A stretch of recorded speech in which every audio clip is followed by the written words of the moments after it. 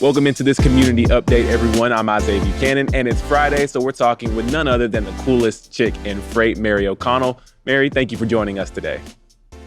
Thank you so much for having us. You guys know that there's no place I'd rather be on Friday than hanging out with you guys and all of the other really cool people who watch our segment on Friday.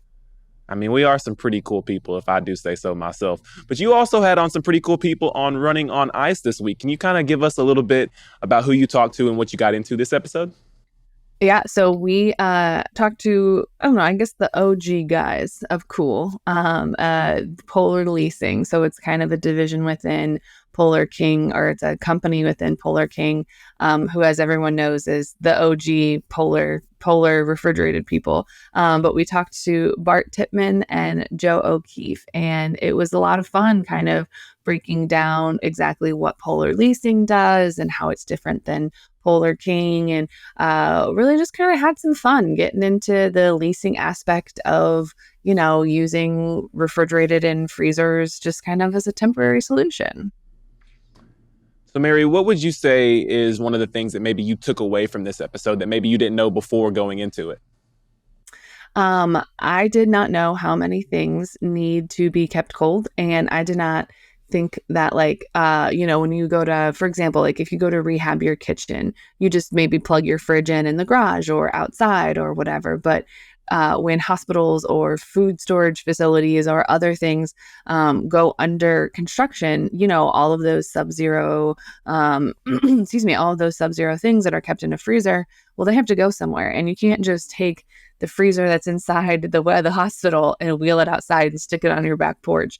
So they have, that's one of the great things about leasing. It just kind of pops up. You use it until your project's over, and then you can return it back or keep it if you find that you have a need for it. But that was one of the things I thought was really cool, was I didn't even think about what do you do with all of your cold storage and your temperature controlled stuff when you're under construction or when you need to do a project or you just need a little bit of extra space. And so that, I think, was by far the coolest thing, was that, there's a solution for everything, even if you haven't even thought of it as a problem yet. There's always a solution to something. Like you said, even if you haven't thought of it as a problem, you will eventually come across something that you haven't before, and how you come up with a solution is important, right? Exactly. And if logistics has taught us anything, it's a matter of when it'll happen, not if it'll happen. Right. It's always if, or when, not if. Mary, getting into the next thing, what are some of the biggest or general differences between business buying and leasing cold storage solutions?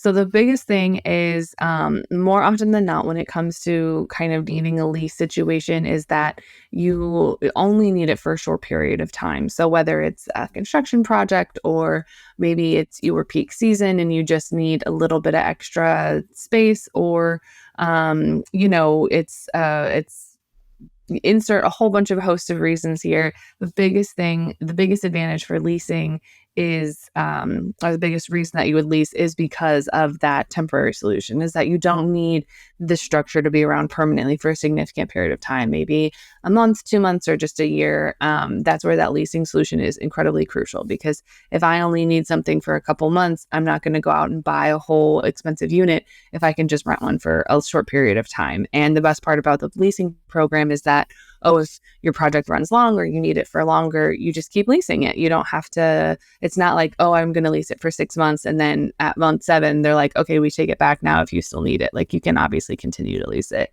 And then if you end up needing that temporary solution to be permanent, as we all have had some of those problems, there is that option, obviously, to buy it outright. But sometimes it just doesn't necessarily start that way, where, a project that was just supposed to take 6 months now has morphed into something completely different. And now we need a freezer to stay on site, an extra freezer to stay on site at all times. So I think that part is kind of the main difference between, or why you would go for leasing over buying in like traditional methods.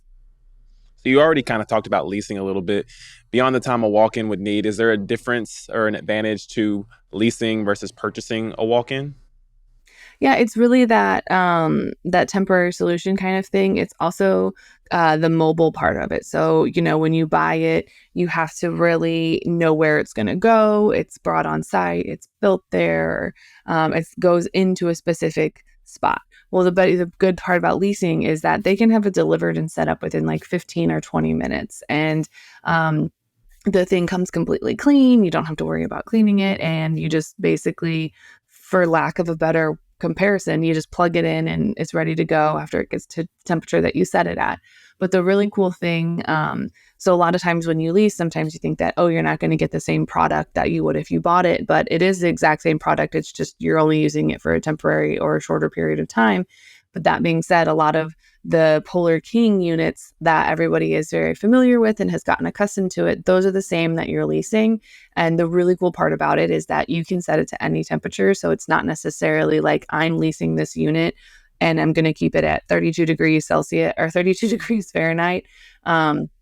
Forever, like that's what I'm leasing it at. No, if I have maybe seeds or different samples that I run a production of and I just need to hold them there before they go on a truck, I can put them in. I can put one batch in at 32 degrees, and then after it goes out, the next batch might be minus 10 Celsius. So then I can adjust the temperature down, and then once it hits that temperature, I can put that in there.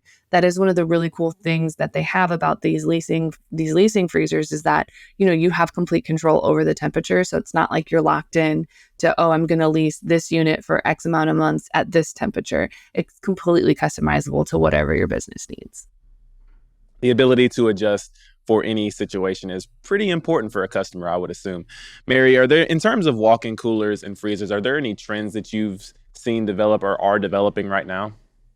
So actually, we talked about this on the show, and Bart and Joe answer it much more eloquently than I will. But the one thing that impressed me that they had said is that the biggest demand, because I would think that a lot of the demand for this is going to come from from the food sector or things like that. But it's actually been very helpful in the pharmaceutical world, and so that's where they've seen a kind of a higher demand, which makes sense because there's all these different medical trials coming out and drug trials coming out that have more specialized and personalized to a patient's specific illness that require these sub-zero temperatures and all these very specific temperature controlled shipping and logistics components.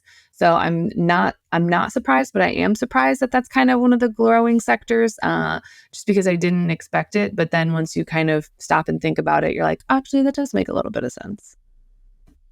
Mary, it's always a pleasure to have you on for Running on Ice. For people who want to check out the episode or maybe even get a little bit more Running on Ice content with the newsletter, how can they do that? Well, you can subscribe to the newsletter on freightwaves.com/running on ice, and that will be coming into your inbox at 2 o'clock today. And then if you want to just, binge your way, start your weekend off right, binge all the episodes of Running on Ice, you can do that on YouTube or anywhere else you get your podcasts, like Apple Podcasts or Spotify. And the new episode will drop today at 2 p.m. Eastern.